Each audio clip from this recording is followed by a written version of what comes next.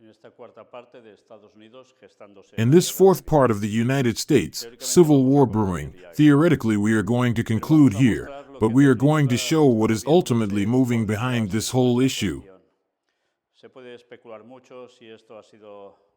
One can speculate a lot if this was a false flag act, if it was an Iranian attack, if it was a lone attack, if it was this, if it was that. One can talk a lot, we can hardly prove anything. Just as with John Fitzgerald Kennedy.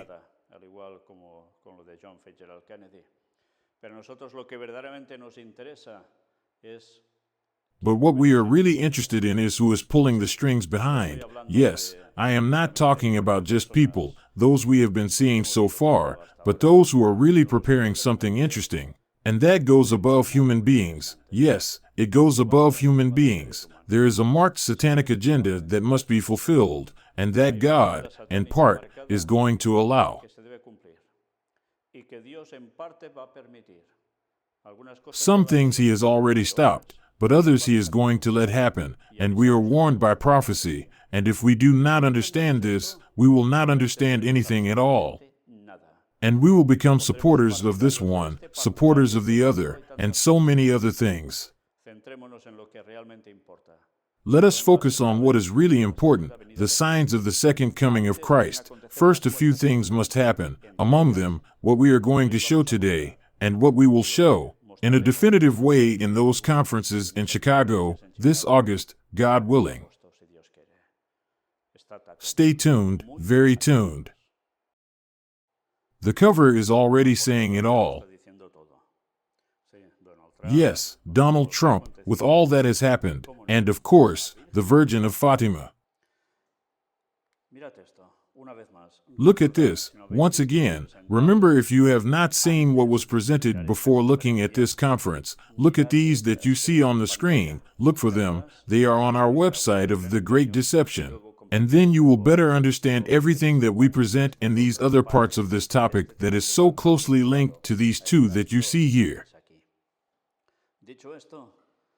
Having said this, and I repeat, because nobody starts to say things that are not, this is not done because we want to boast about something, or scare people, or anything else. It is done as information for people to prepare themselves, and for what is coming, because it is a prophecy, and from here, let each one decide. Look at this news. Fatima, Trump, and the events of July 13, 2024. What do you see in the cover image? Well, the one with his head cut off is Donald Trump. He is carrying a little statue, a little doll of the Virgin of Fatima, an idol. Next to it, you see a reverend. All this was from the year 2017. Let's see a little bit of this story and how all this is linked to this July 13th, which would also gives 11, if you add 1, 3, and 7, anyway. The thing is that the 13th, remember that it was the day of the Virgin, yes, right, do you remember? Well, let's go on and see what they write here. At 3:30 p.m., July 13, 2024, Ukrainian Greek Catholic priest Jason Sharon opened Donald Trump's rally in Butler, Pennsylvania, with the following prayer. We implore you that in this time of crisis in our nation and in the world, your Holy Spirit will use this crisis to remind us to mend our relationship with you and with our neighbor. And that by repenting of all that withdraws us from you and restoring our bonds in your sight, may we make our nation great again, through your grace and goodness. And by making our nation great again, may the world be made great again. Amen. Notice how the speech has a lot to do with Donald Trump's theme of making America great again.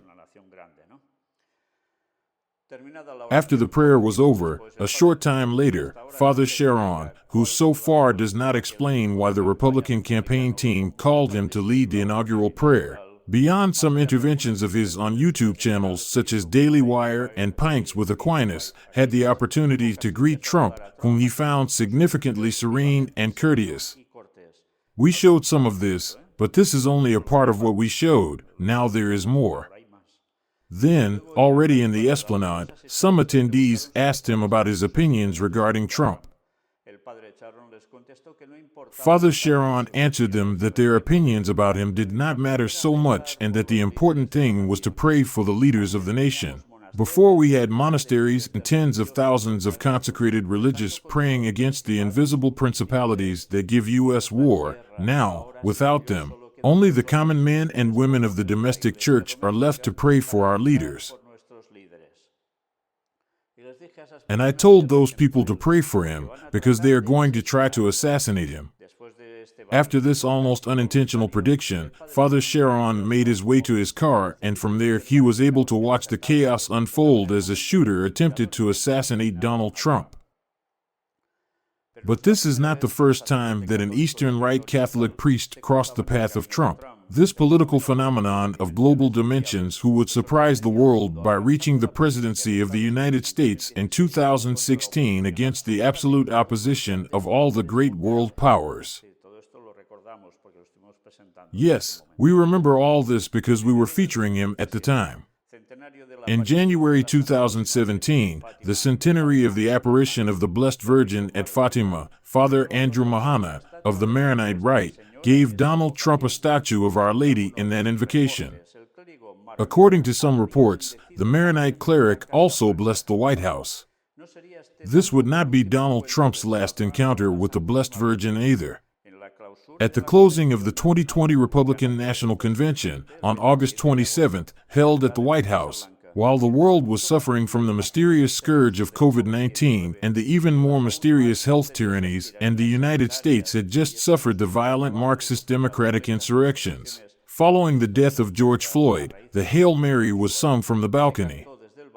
Impressive, eh?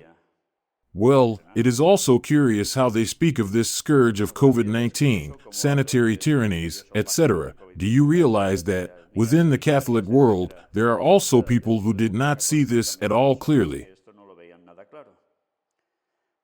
Never had the White House in Washington, D.C., a place inhabited for centuries by various characters linked to the perennial anti-Christian conspiracy, witnessed such a solemn public recitation of the angelic salutation. Anti-Christian conspiracy, it says, of presidents. Who writes these lines, when he saw this, could not help thinking of the imminence of the triumph of the Immaculate Heart of Mary. Count Joseph de Maistre, in Considerations on France, referring to the French Revolution, recalled how, in times of historical crisis, surprising, unpredictable, and rapid phenomena occur, similar to the instantaneous fructification of a tree in the month of January, and how many individuals act as if they were following a higher design of which they are often not even aware. So it will also be when the great return that this triumph signifies occurs. Interesting. The great return. Even their enemies will work, unwittingly and unknowingly, for its achievement. And the chosen ones, who, like the good thief, without being perfect or even exemplary, somehow recognized Christ and his doctrine in the temporal realm in the midst of the passion of the church, will also be similarly elevated, almost unwittingly, to conversion and sanctity. Well, what a thing he is saying, the great return, and all this has to do with a situation that you do not know exactly what they are asking you about, whether it is an apparition, a virgin, the return of Jesus, or what, or simply the great return of Donald Trump as president.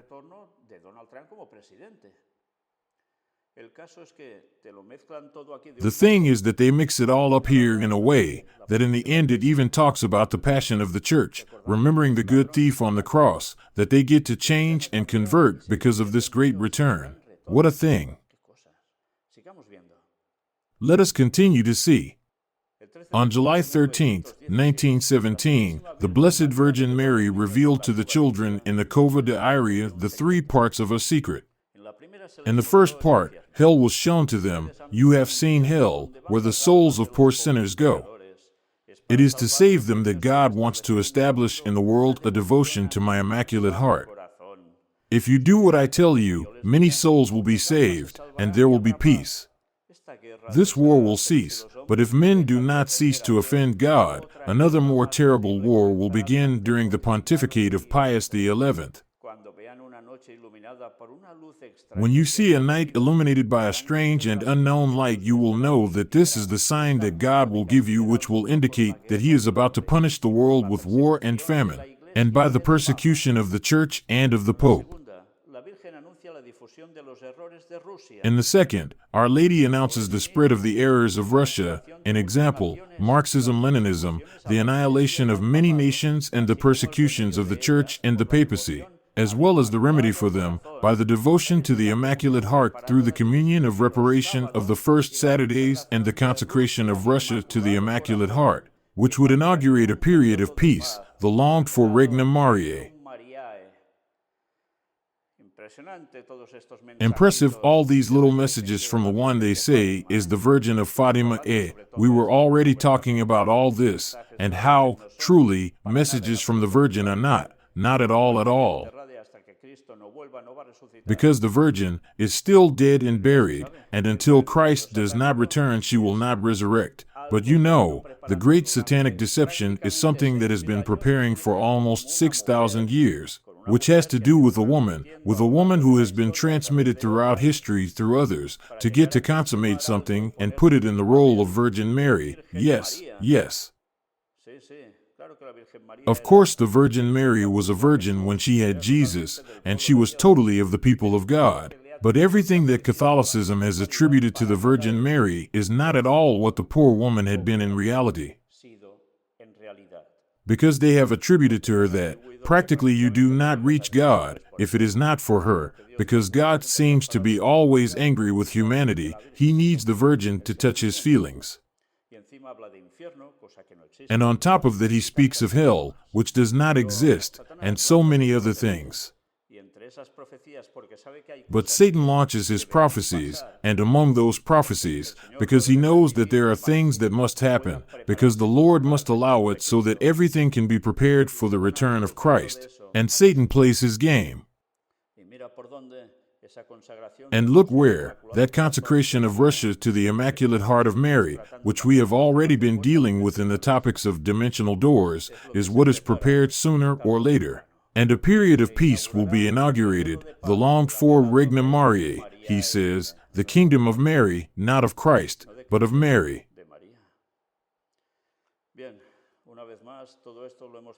Well, once again, we have already dealt with all this many times, but we have already said that before Jesus appears, there will be someone who will impersonate him, Satan himself, but first someone will appear, and it may be this, in quotation marks, Virgin Mary, who will unite the whole world to prepare the ground to accept Satan as if he were Christ. Well, look, all this is being embodied here, the longed-for reign of Mary, a period of peace. The third part, later subjected to all kinds of mystifications, announces, through various images, the greatest persecution of the Church in all its history, its self-demolition. What a message! Can these messages be considered as less relevant in our time, in which the self-demolition of the Church reaches levels never seen before? Hell is denied or relativized from the top of the ecclesiastical hierarchy, which does not hesitate to become an enthusiastic road companion of all the heirs of Marxism-Leninism, starting with Xi Jinping's China and ending with Western wokeism. I mean, they are blaming the Pope and the latter for following this line. This means that they are traditionalist Catholics, of the very old ones. They criticize the top of the Catholic Church and see in short a fulfillment of the prophecy of the Virgin of Fatima, self-demolition. Well, you know that in the end the Vatican, for some reason, is going to end up in Jerusalem, in what is going to be the third temple. Everything is being prepared, the satanic agenda is there. 107 years later, on Saturday, July 13th, 2024, the bullet fired by Thomas Matthew Crooks came within a centimeter or less of hitting Trump's head, who, at the moment of impact, was in a trance of turning it to read a text on a screen. The term miracle has not been absent from the comments on the matter. But the extraordinary events surrounding this circumstance are not exhausted here. In March 2024, Brandon Briggs, an evangelical pastor, announced the following vision, which is so accurate that it could even seem divinely inspired. As he said, there will be a new wave of patriotism. I saw Trump and a red wave coming from Michigan. And I saw an attempt on his life. A bullet flew by his ear, and it was so close to his head that it burst his eardrum, and I saw him fall to his knees at this moment, and he began to worship the Lord. He was radically born again and would be on fire with love for Jesus. You see, what inspiration did this man, PR evangelical, have to pronounce all this, divine inspiration? Well, evidently not, because Donald Trump will not serve the true Lord, that is clear. He does not serve him, nor will he serve him at the moment for anything. But how it all fits together, there is only one thing that does not seem to fit, the eardrum thing. He burst his eardrum. It didn't, but everything else happened. Well, as always, it seems that the Lord allows Satan to make his prophecies through his servants, that although they call themselves Christians, evidently if they were authentic Christians, they would not be used like that by Satan. But there are things that he does not allow to be done at all. And so it is denoted who is a true prophet of God and who is not. And it is also interesting to see how here, some Catholics are so radical, and it turns out that they favor the message of this evangelical as something inspired by God. Interesting.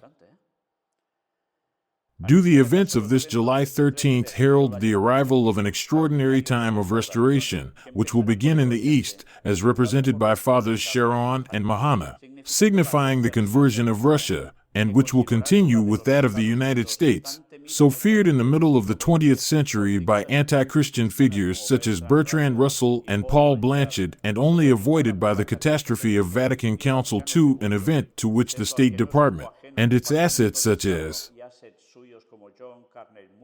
John Courtney Murray were no strangers. As you can see, they leave everything in criticism, but it seems that some changes are going to take place, at least as it is predicted. God willing. Other oracles already announced it, but after an intense and painful purification. So, first, what is this intense and painful purification? Well, this is a big hit. And after that, all the rest of things will come. Anyway, you can see the link between the miracle, the Virgin of Fatima, and Donald Trump, but this is not all, as you have already seen the subject of Russia, etc., etc. Let's watch the video where even more things are told. Did the Virgin of Fatima deflect the shot? If the previous writing that I have shown you is shocking, I do not say anything about this video. What a lot of things that could be commented on it, what authentic barbarities are shown at a satanic level, pretending to be totally divine things. But well, now we have to focus on this question, and you see, they also claim, not only for that 13th day, but for everything that surrounds it, that it is the Virgin of Fatima who saved him, just as she saved John Paul II. In short, you can see that the religious question, and in this case also Catholic and Protestant, come together to give a message to the world of all that there is and what is to come. But yes, showing things in a way, from a prism, an angle, that has nothing to do with the truth of God. But the world is going to fall on all fours, that's for sure. Look how there is a religious question once again in all this. The President of the U.S. Episcopate, overcoming divisions. Did you notice in the video that it said something like this would happen? Well, a president who has been attacked, also in Europe, has come to say something like that, hasn't he?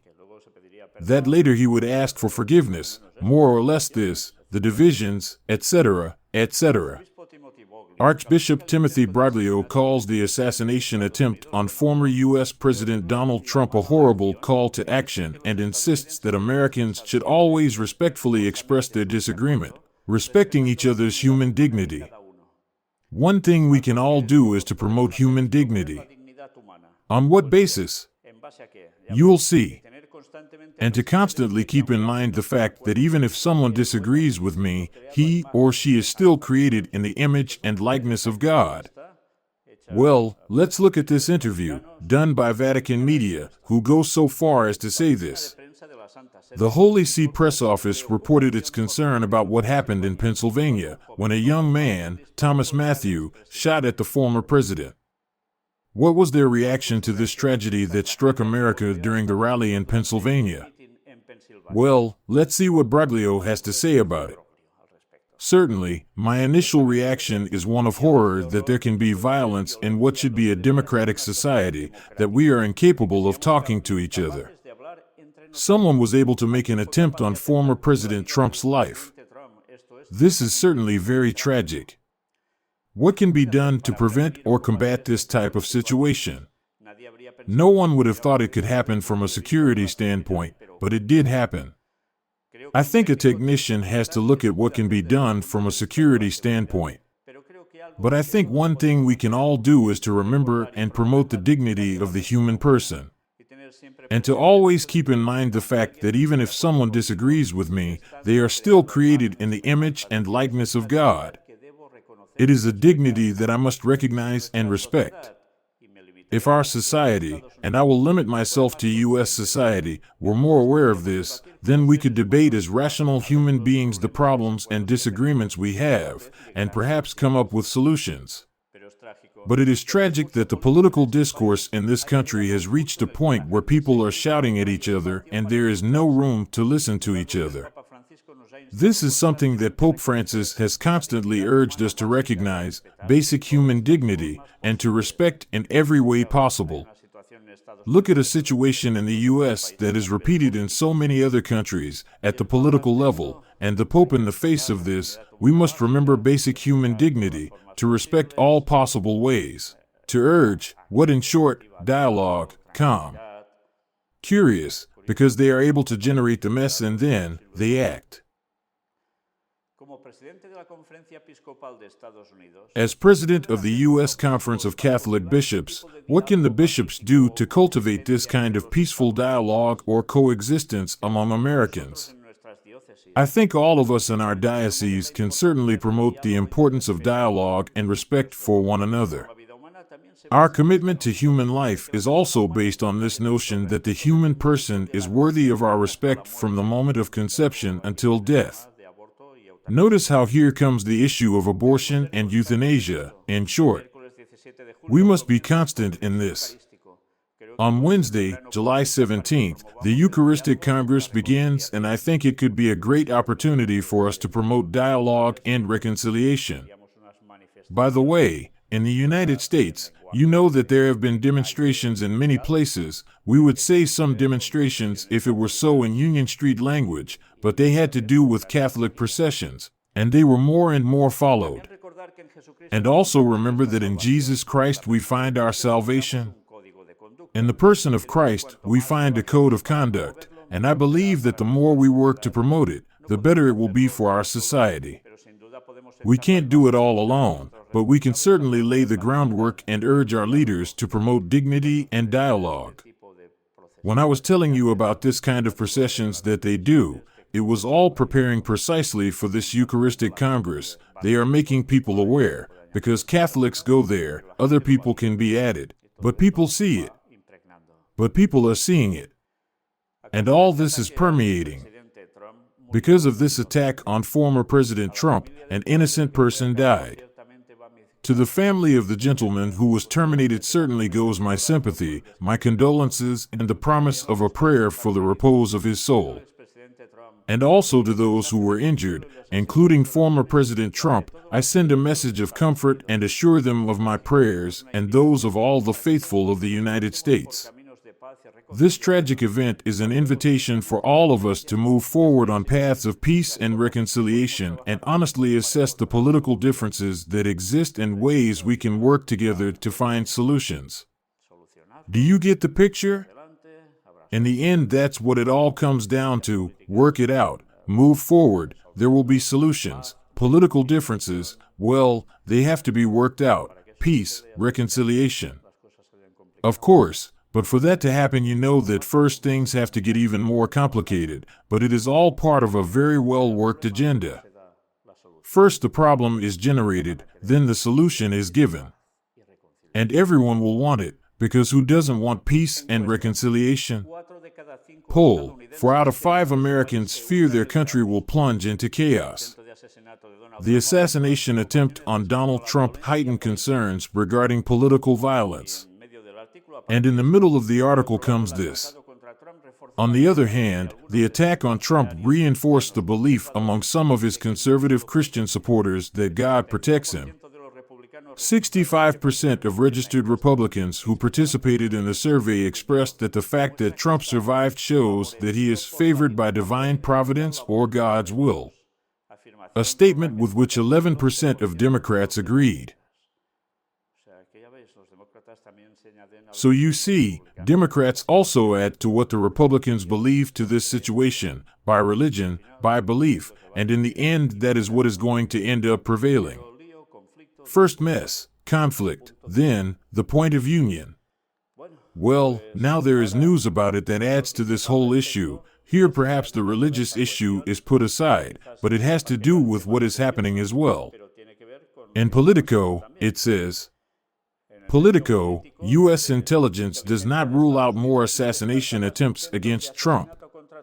The media outlet notes that it could be revenge against the former president for the assassination of top Iranian General Qasem Soleimani in 2020. So now, if something happens, you know who can be blamed.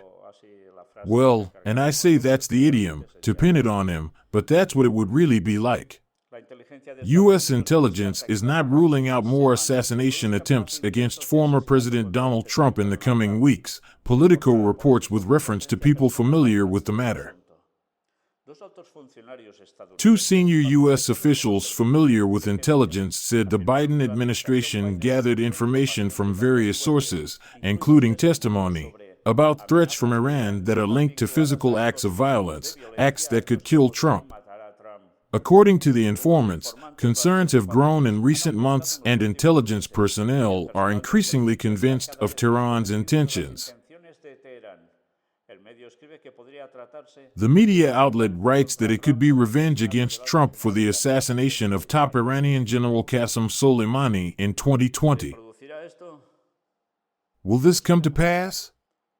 We don't know, but the fact is, it's easy to pin it on you know who.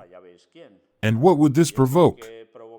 Well, you can imagine, conflict in the Middle East for sure, U.S. retaliation for sure, no doubt. But we'll see what happens. But look, it could break out at any moment as a civil war, or it could also become a war in the Middle East again, and in what way? But pay attention now to Archbishop Vigano, who you know has been excommunicated from the Catholic Church a few days ago. Archbishop Vigano claims that the World Economic Forum is behind the attack against Trump and that he will try it again. He already says who are the ones who wanted him out of the way. Archbishop Carlo Maria Vigano claims that the World Economic Forum is behind the recent assassination attempt on Donald Trump, who he says will try to kill him again before the November election. Vigano posted his support for Trump on X over the weekend following an assassination attempt against him during a rally on Saturday, suggesting that anti-WEF policies link state leaders who have been targeted for assassination. LifeSite's new reports, adding to previous criminal attacks on avowedly anti-globalist political leaders, is now this appalling attempt to eliminate President Donald J. Trump, the leading opponent of the radical globalist left, Vigano wrote in a Sunday X publication.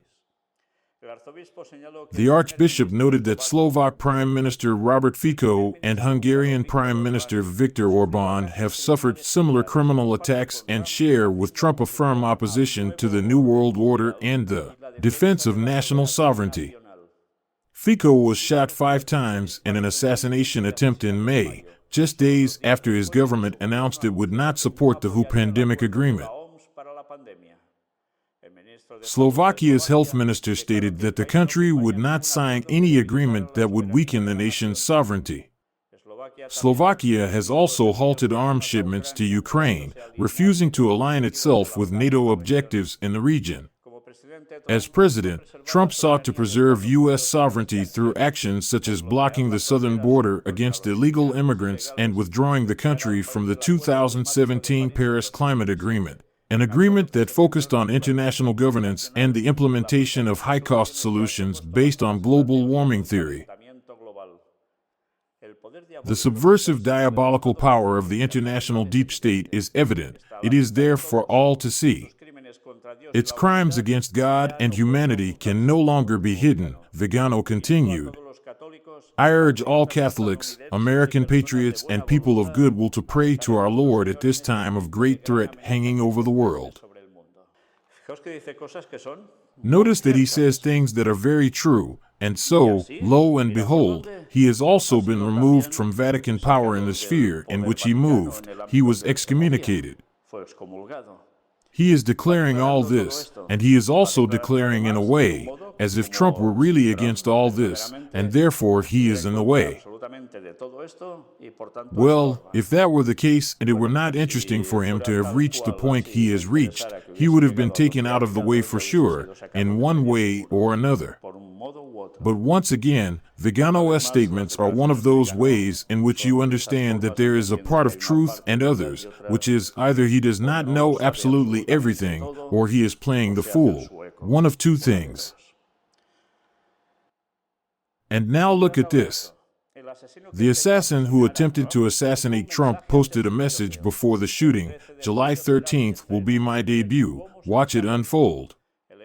The FBI said Thomas Matthew Crooks, 20 years old, wrote the message on an online gaming platform.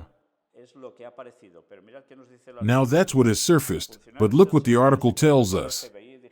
Secret Service and FBI officials told U.S. senators during an all-member briefing Wednesday, July 17th, that Crooks, 20 years old, wrote a threatening message on the gaming platform Steam days before the attempted murder in Butler, Pennsylvania, on July 13th, Fox News' Jackie Heinrich reported.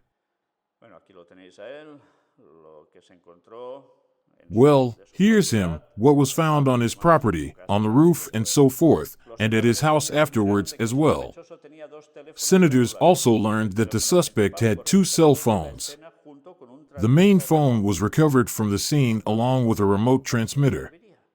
If he was carrying a remote transmitter, what would it be for? To communicate with someone else, right? A second cell phone found in the house had only 27 contacts. The FBI is in the process of tracking down and interviewing those people, senators were told. The development comes just hours after it was learned that Crooks' parents contacted police on Saturday hours before the attempted murder. The mother and father of the alleged killer told local police that Crooks was missing and that they were concerned for his well-being, a source told Fox News. It was unclear if they knew he was in possession of an AR-15 rifle that belonged to his father. Police have not said what actions they took after being contacted.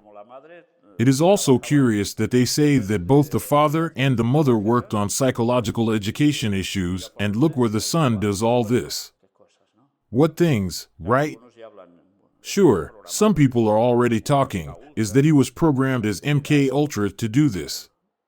Well, it's speculation, we can't know, there's so much speculation about it. Also now some other video has emerged, where impacts are seen behind people, on a fence, and that some are affected, but that is in the complete opposite direction to where the shots came from, they say, from this guy. In short, you see that there are things that do not quite add up anywhere. The fact is that this, as always, will the truth be known someday? Well, who knows? What did Trump's vice presidential candidate talk about in his first speech? Well, here he is, James David Vance. We were talking about him yesterday at the previous conference. Well, let's see what speeches he got to make. Mr. President, I will never take your confidence for granted, he promised. So he will work to keep it, of course. Republican U.S. Senator James David Vance gave a speech Wednesday at the Republican National Convention being held in Milwaukee, Wisconsin. My friends, today is the night of hope. The celebration of what America once was, and with God's grace, what it will soon be again, the politician began. He recalled that this day could have been completely different because of the recent assassination attempt against Donald Trump. That is, back to what was and with God's grace will soon be again. For the prophecy, what it tells us is that what was years ago was very good, and then became a cho, and will become fateful altogether, especially not for the world in general only, but for God's people. With the Sunday law, remember this. For the last 8 years, President Trump has given everything he has to fight for the people of our country, he said. He didn't need politics, but the country needed him, he added. I officially accept his nomination to be Vice President of the U.S., he expressed. Mr. President, I will never take your confidence for granted, he promised. Vance spoke of his upbringing and lashed out at President Joe Biden's policies, arguing that they hurt communities like the one in which he grew up in Ohio. Somehow, a New York developer named Donald Trump was right on all these issues, while Biden was wrong, Vance said. Joe Biden screwed up and my community paid the price, he added. Thus, the vice presidential candidate noted that the country needs leaders who will put America first, answer to the worker, unionized or not, and fight to take back the factories. According to Vance, Trump is the person who would accomplish these things. Among other things, the politician praised Trump's calls for unity. Now, consider what they said. They said he was a tyrant. They said he had to be stopped at all costs. But how did he respond? He called for national unity for the nation right after an assassin almost took his life, he noted. First he shouted, "Fight! Fight!" After the shot, eh? Do you remember that? And fight for what? Well, you know why, don't you? So that they end up in charge, and everything that Biden has done is finished, and the policy and guidelines that he will theoretically set are followed. But then, he called for national unity. We already see that when this is said, in truth, it is the opposite, because the polls are more and more opposite. We get energy from countries that hate us, he declared, assuring that there are going to be more American-made products. My fellow Americans, this moment is not about me, it's about all of us and who we're fighting for, he asserted, before appealing to voters in states Trump will likely need to win to return to the White House. It's about the auto workers of Michigan, who are wondering why callous politicians are destroying their jobs, he said. He added that it's also about factory workers in Wisconsin, who make things with their hands and are proud of American craftsmanship, and energy workers in Pennsylvania and Ohio, who don't understand why Joe Biden is willing to buy energy from tin-pot dictators around the world when he could buy it from American workers, his own country. Likewise, Vance stressed that if Trump wins the election, the U.S. will not get involved in unnecessary wars, but if someone attacks the American country, it will be tough.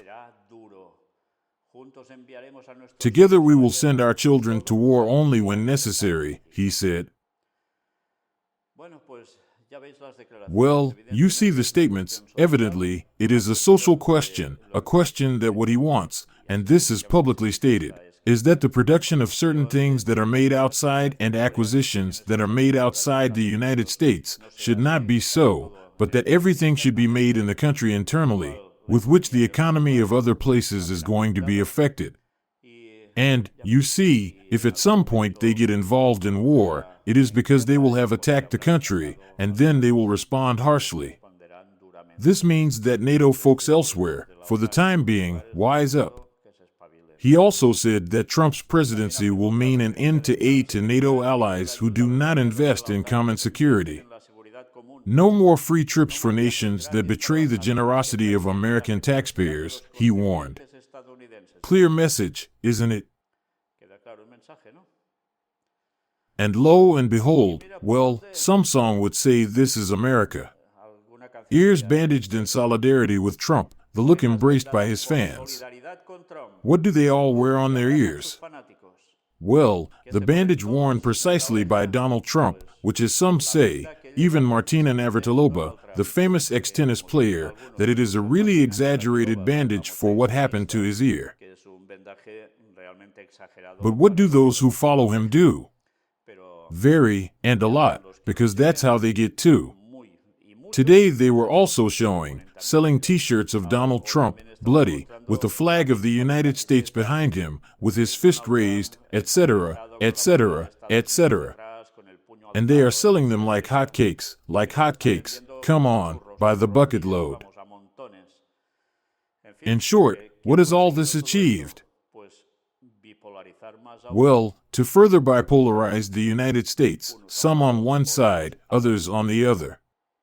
How is this going to end? You're smelling it, aren't you, now? We continue with this. Vance's message to U.S. allies, no more free travel. We will make sure that our allies share the burden of guaranteeing world peace, warned Donald Trump's running mate. You see, he follows the same postulates, guarantee world peace, therefore, that has to be paid for.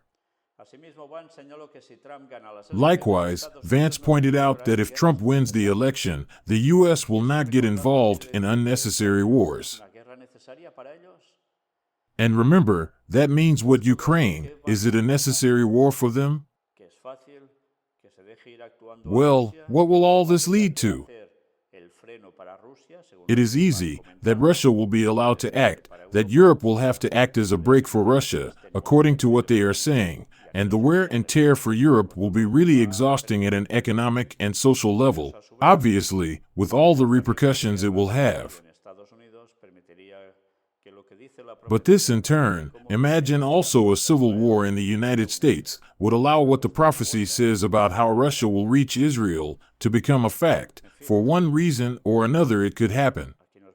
Anyway, here they are telling us more things, but in fact we already see where everyone is going, don't we?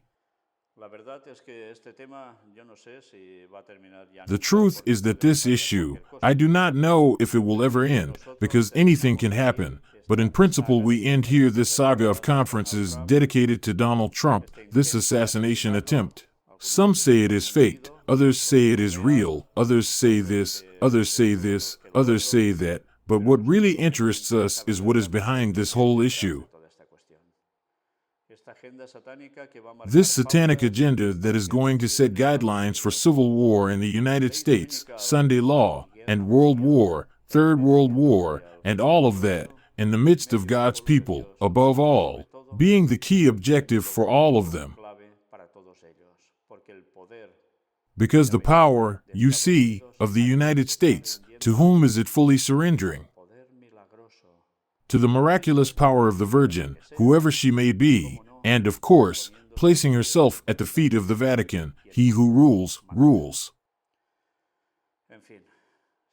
Anyway, if you still do not know why we present these topics, after having defined, summarized, practically in these few words at the end, I have told you everything. From here on, we will see what we have to continue presenting, but remember that this is the prelude to the conferences that, God willing, we will present in Chicago in a relatively few days, the month of August, and you will see how all this will really lead to what? To the fact that there is a pretended, in quotation marks, Christianity, that it will again be massively accepted in that country, and it will be imposed, and in what way? And not exactly in a divine way. Maranatha 2031. God bless you.